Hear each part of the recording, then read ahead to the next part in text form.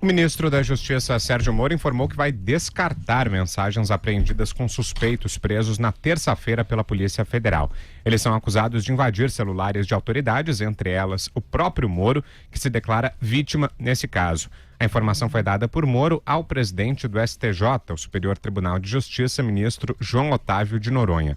Segundo nota divulgada pelo STJ, o ministro da Justiça telefonou a Noronha para informá-lo de que seu celular também foi hackeado.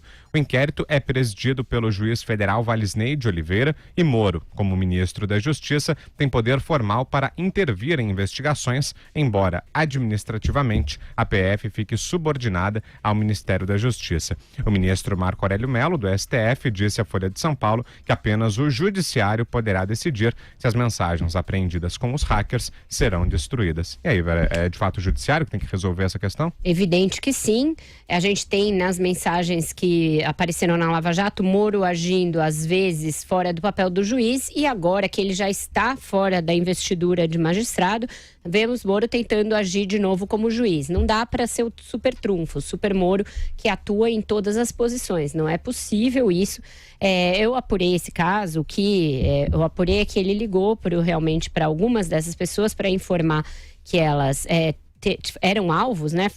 Tiveram o celular acessado ou tentativas de acessar o celular, e que aí disse que essa prova seria destruída. Depois que o STJ divulgou isso e que houve muita controvérsia, muita gente, até a própria Polícia Federal reagiu a isso, porque se sentiu ali diminuída diante dessa fala, o ministro Sérgio Moro voltou atrás e disse que o que ele quis dizer é que é claro que isso seria depois de decisão judicial e que ele não tinha colocado em xeque isso. Falou por meio de nota na própria Polícia Federal e falou para alguns dos investigados. O fato ele falou no seu Twitter: eu não tenho uma lista, eu só avisei alguns. Então, como ele avisou alguns se ele não tem uma lista? Como ele soube desses alguns? Por que escolheu alguns e não outros? O fato o ministro Sérgio Moro não deveria fazer isso de maneira alguma, em nenhuma medida, nem alguns, nem todos, nem ter lista, nem dizer o que vai acontecer com as provas. Ele é parte nesse processo. Ele está numa estranhíssima situação em que ele é o chefe da Polícia Federal, como juiz, como ministro da Justiça, e ao mesmo tempo uma parte interessada num inquérito em andamento que ainda tem muitas das suas partes sob sigilo. Então tá tudo errado aí, tudo errado nesse procedimento. O ministro Sérgio Moro, no afã de usar essa investigação para melhorar politicamente a sua situação e para desacreditar o site da Intercept Brasil e outros que publicaram as informações da Vaza Jato, ele acaba de novo incorrendo em ações que ele não deveria, que não são da sua alçada, nas quais ele não deve se imiscuir. Isso é muito evidente. Então, o que ele quis dizer e o que ele justificou às pessoas para as quais ele ligou é que, como essas provas foram obtidas a partir de um crime, o hackeamento ou spoofing, ou o que quer que seja dos celulares, elas não vão ser usadas, não vão vazar e não vão ser tornadas públicas. Quis tranquilizar essas pessoas, mas não cabe a ele fazê-lo. É o juiz Valisney que tem de dizer o que há de ser feito com essas mensagens.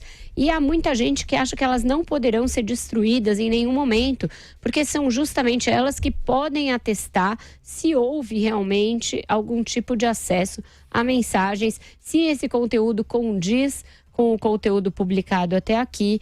Me parece haver uma pressa em excluir esses conteúdos justamente para evitar que eles sejam de alguma maneira cotejados.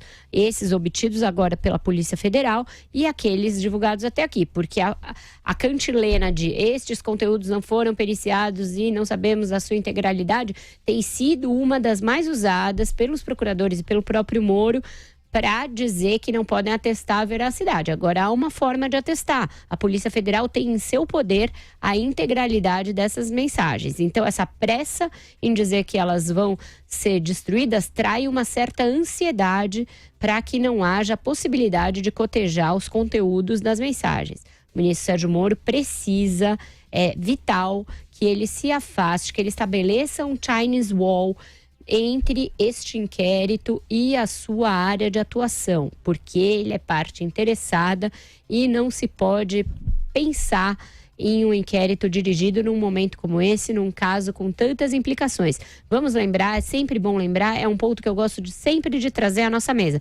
O Supremo Tribunal Federal está olhando para tudo isso. Ao fim e ao cabo, é ele quem vai dizer a gravidade de tudo, o que se fez, o que se deve refazer eventualmente, o que está tudo certo. É ele quem vai dar o carimbo de validade para o que a Lava Jato fez e descartar, eventualmente, as acusações da Vaza Jato por não terem uma origem definida. Para isso, este inquérito que apura a origem dos vazamentos tem de ser íntegro. Ele não pode ter ele próprio sinais de que foi conduzido e manipulado ou o que quer que seja. Então, para o bem dessa investigação, o ministro Sérgio Moro forçosamente tem de se afastar do dia a dia dela.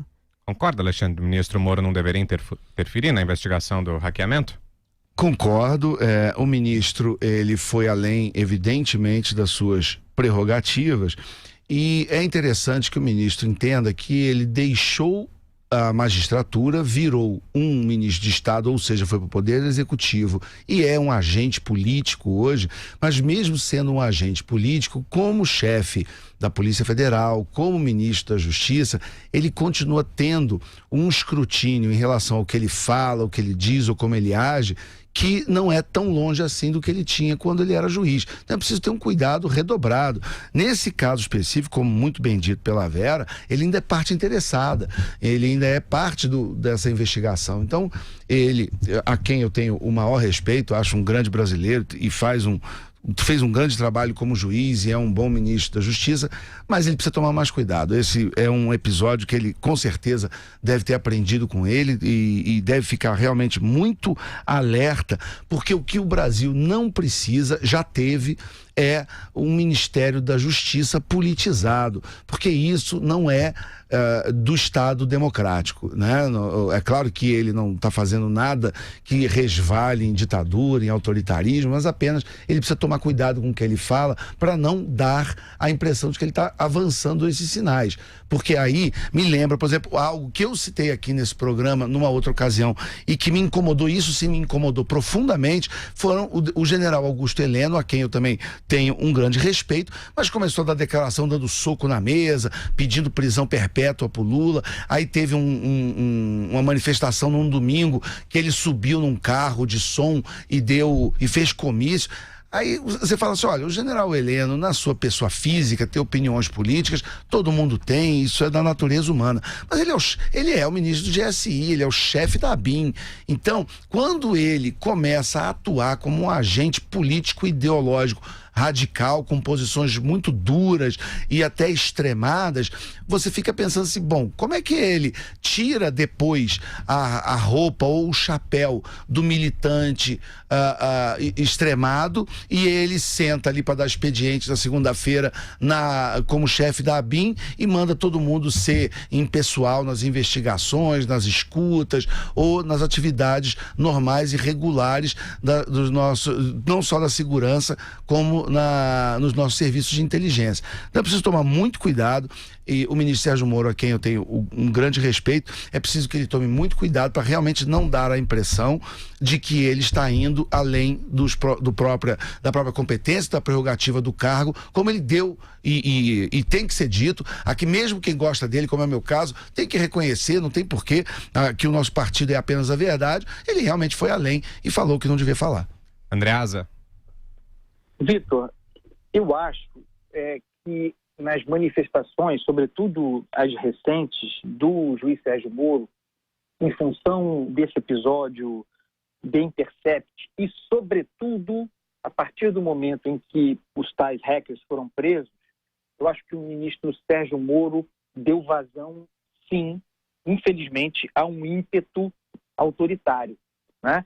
Que decorre de uma confusão mesmo e que passa pelo pouco apreço aos princípios republicanos, talvez, né, esses que justificam passar por cima de formalidades legais, etc. e tal, uma confusão entre o papel de ministro da Justiça e sua antiga função de juiz federal, assim como se ele fosse, de repente, um juiz da Justiça. Vá lá. Eu quero chamar atenção para o fato de que aqui, na terça-feira, dia em que comentamos o fato da prisão desses hackers, eu adverti para o risco do Sérgio Moro confundir a sua condição de vítima, porque ele também é vítima, né? Ele teve a sua privacidade, o seu sigilo invadido criminosamente e, ao mesmo tempo, a sua condição de chefe da Polícia Federal. E isso parece estar acontecendo, ele parece ter confundido essas duas coisas e, evidentemente, algum grau de paixão no modo como se comporta, sendo ele o ministro de Estado que é absolutamente inconsistente, inclusive com o fato de que a Polícia Federal tem autonomia. Então, algumas perguntas se impõem aí, algumas delas feitas pela Vera, mas eu vou repisar. A Polícia Federal está de posse finalmente, do material, do conjunto do material hackeado, né? É hora da perícia. Aí estão dadas todas as condições para que seja feita a perícia que tanto cobramos. Aliás, o Alexandre Borges é a pessoa que mais cobra. Então agora o nosso papel, e nós fazemos isso aqui, é cobrar que a perícia seja feita. É preciso verificar se o material é autêntico. Se aquilo que está sendo ministrado a conta-gotas, folhetinescamente pelo Intercept é autêntico. Porque até agora a veracidade desse conteúdo, a íntegra desse conteúdo ainda não foi refutada. Daí porque é importante tratar desses conteúdos. Porque eles são reais, até que se prove a fraude. Então vamos lá. Esse é o primeiro ponto. O outro ponto é o seguinte. Por que o ministro Moro foi informado sobre autoridades hackeadas se esse inquérito é sigiloso? Essa pergunta precisa ser revisada. Ele é chefe da Polícia Federal, mas o inquérito é sigiloso. E ele, além de tudo, é vítima nessa história. Como assim ele tem informações sobre aqueles que foram hackeados e como assim, diante dessa informação, ele procura as autoridades para informá-las? Cada um pode receber esse tipo de coisa como quiser, inclusive de maneiras que não são boas para o juiz Sérgio Moro. De resto, com que autoridade, com que tipo de autoridade, meu Deus do céu, ele, ministro da Justiça, avaliou que poderia mandar destruir provas coletadas pela Polícia Federal e o ministro Noronha, do STJ, comunicado pelo Sérgio Moro de que teria sido hackeado e informado de que os conteúdos seriam destruídos, segundo a versão, segundo ele mesmo disse, tudo bem, não tem jeito, tem que destruir mesmo. Pelo amor de Deus, onde é que estão os juízes do Brasil? Ou quando um juiz diz que provas coletadas em busca e apreensão podem ser destruídas a mando de um ministro de Estado sem autorização judicial. Onde isso vai parar? É uma coleção de barbaridades. Agora, tem a opção de passar pano. Tem a opção de achar que está tudo bem. Tem a opção de achar que está tudo certo e de que vale tudo. Porque se é para prender vagabundo, se é para prender bandido, vale tudo. Vale passar por cima de formalidades legais. E quem passa por cima de formalidades legais nunca achará que está prejudicando os direitos fundamentais dos réus, ou de quem quer que seja. Além do que, formalidade legal é pleonasmo, né? Porque a lei, ela é uma formalidade. A lei é formal, a lei não é informal. A lei não é um arranjo ali entre parceiros, brothers, que se trata de um jeito ou do outro. A lei é, por si só, uma formalidade. É necessário que seja assim no Estado de Direito, no Estado Democrático de Direito. Só falando uma coisa do Andreas, eu tenho dúvida quanto a essa perícia. Porque se a prova foi, de fato, obtida de maneira ilegal, se ela é fruto de crime, ela não vai ser usada, provavelmente. Ela só tem de ser periciada se algum tribunal, o Supremo talvez, decidir que, como há aí direitos fundamentais de pessoas em jogo, esta prova ilícita, essa prova obtida a partir de crime, pode sim ser usada. Se o Supremo Tribunal Federal der esta decisão, aí sim essa prova tem de passar por perícia. Por hora, ela é uma prova que não é para a qual...